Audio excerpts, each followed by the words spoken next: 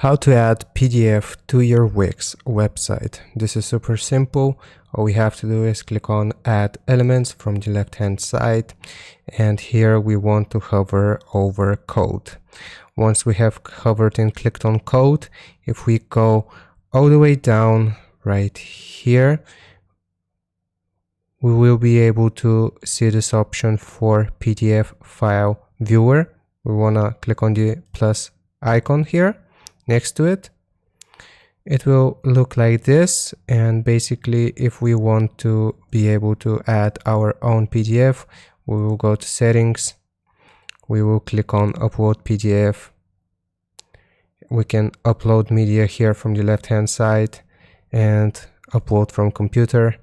So here we will select the PDF file itself. I have this sample file. I'm gonna click on open.